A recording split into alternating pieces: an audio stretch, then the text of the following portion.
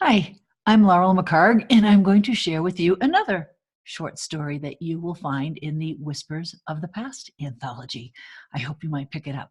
This one is called Orbs, and it's kind of a supernatural short story. Orbs by Laurel McHargue. Lolly thought she might be insane. She'd communicated with her orb since before she could speak her first word, but when she turned 5, it told her she needed to pretend it wasn't there.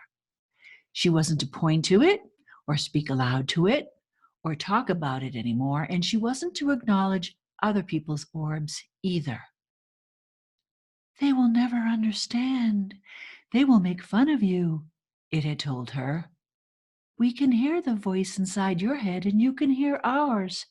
This is how we will talk from now on. She was sad. She liked chatting with her orb.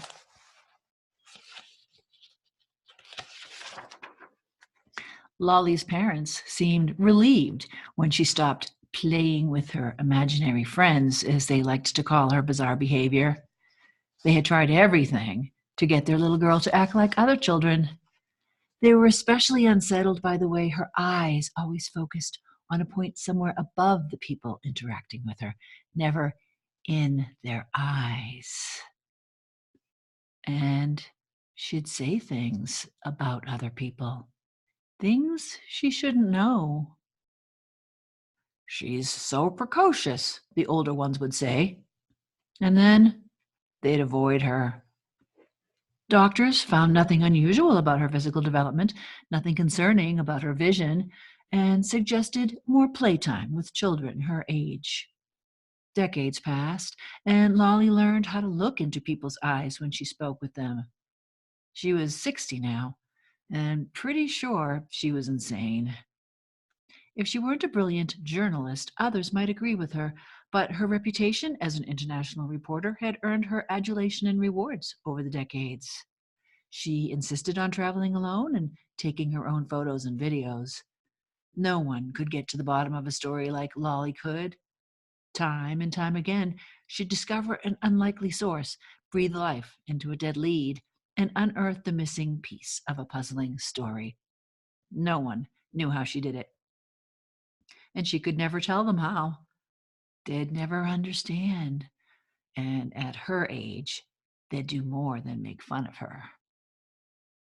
It is time to find them, her orb told her when she awoke on the first day of her 6th decade. 3 fertile couples on each of the 7 continents, except for Australia, where you will find 2. The third you will find on New Zealand. They have not yet found their mates. You must bring them together. But how will I find them? Can't you just tell them what to do, where to go? Lolly spoke aloud when she was home alone, which was always when she wasn't working. She'd suppressed her communication far too long in her youth and decided early on never to bring a partner into her unusual reality. They have not accepted us as you have. None on your planet has. None but you. You will know them by their orbs. Couples who are to be together will have orbs that glow the same hue. They'll think I'm crazy. They will be joyful. You will liberate them from their secret. They will believe you because you understand.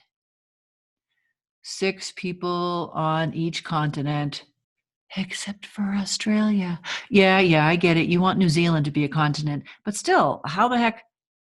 There will be stories for you on each continent. You will be sent to cover them.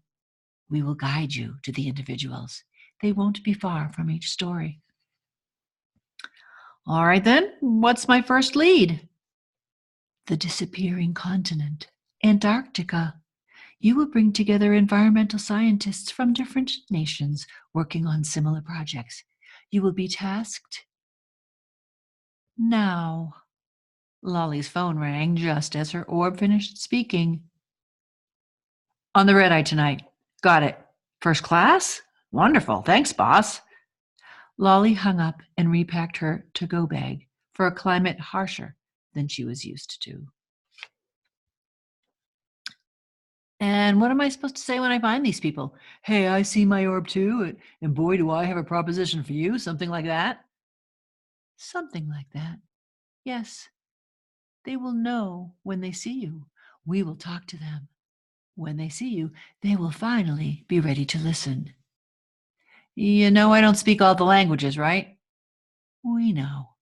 It will not be necessary. You will be understood. Okay, so what's going to happen after I finish playing matchmaker on all these continents?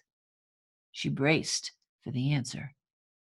There was an uncomfortably long pause before Lolly's orb spoke. You know what will happen.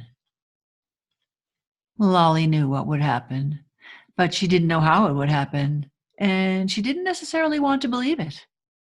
And she still considered the possibility of insanity.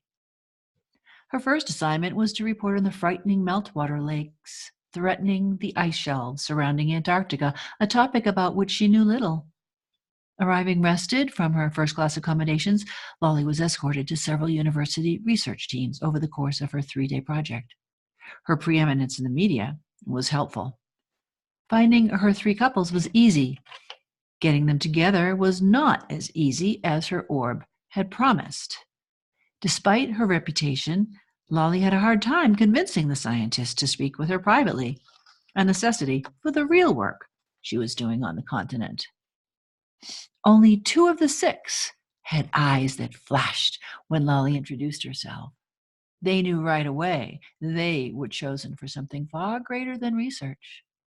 The other 4 feigned incredulity when they finally consented to speak with her. Their typical response surprised her. I know what you're saying, and theoretically speaking, I see your orb and mine, but I am a scientist, for goodness sake. We mustn't speak of it. This doesn't fit our world. She thought they'd be more open to exploring their anomalies. Just find a way to be with this person when your orb tells you it's time, Lolly told them. Trust me, much like your work here, it's of global importance. That got their attention. Lolly delivered her sensational story just in time to receive her new lead about a dramatic shift in gun legislation on the tiniest continent. She found her couple within moments of stepping into a rowdy crowd chanting around the New Zealand Parliament buildings. The man and woman were in different crowd clusters, and the noise and heightened excitement allowed her to slip up to each of them unobtrusively. She whispered into the man's ear first. He dropped his sign and stared at her, wide-eyed, before looking up at her orb. He walked with her to the outskirts of the gathering and over to where they could see the glow from the woman's orb. I'll speak to her first, Lolly told him, and disappeared back into the crowd. She smiled at the expression of anticipation on the man's face. Moments later, she reemerged with the young woman behind her. The man smiled meekly, and the woman didn't hesitate in extending her hand to introduce herself to him. They were anxious for answers, but Lolly was not to tell them any more than she had. They were to be a couple, that was all. Australia was a fluff piece compared to anything she'd previously reported on. The discovery of a deadly new species, a troubling cross between a snake and a spider. One couple with matching orbs worked as educators in different cities. The other young man and woman had just graduated from their respective high schools. No way! Seriously? The young woman did a little happy dance when Lolly said, yes way. Finding and matching couples on the continents of Asia, Europe, Africa, and South America presented unique challenges as Lolly continued to crank out in-depth features on scandals and corruption and unpopular legislation. Her orb told her everything she needed to know, so at least the stories weren't difficult to write. When Lolly returned to North America, the North American continent, for her last story, she felt sad. None of the people she knew had matching orbs. But I know this amazing couple in town. They're already together and... No, Lolly, find the ones we have chosen. Her head felt fuzzy for a few moments. 3 more months passed while she completed stories on civil unrest and viral epidemics and an upsurge in UFO sightings, successfully matching 3 more couples in the process.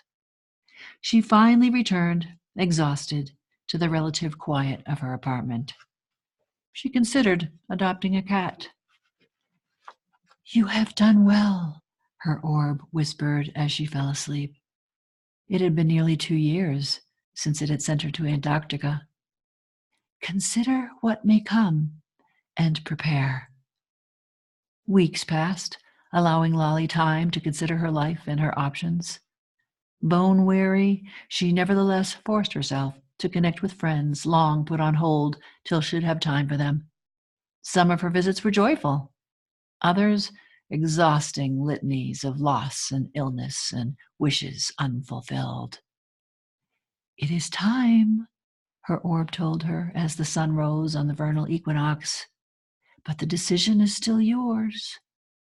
Lolly's joints ached after a restless night of fitful dreams. She gave her orb a sideways glance and flipped on the news. Bombings, riots, lies. Outside, rush hour traffic already clogged her street. Buds struggled to open on the fragile maple surrounded by concrete outside her window. She thought of the unlikely couples and wondered how their relationships were progressing. She wondered how they'd handle life in a brand new world. 21 couples alone on a planet wiped clean when the orbs would deliver their final message to their people. And she would not be spared. Yes or no, Lolly? Yes or no? I still might be insane, she thought. And if I am, then the television hissed static. That ends my story, Orbs, which you will find in the new anthology, Whispers of the Past. We'll have a link to that soon, and I hope you will support the anthology and read and enjoy all the other stories that other authors like me have written and submitted to this new anthology. And visit me at leadvillelaurel.com. That's my website, and I hope you enjoyed this reading of Orbs. Happy Halloween. Bye.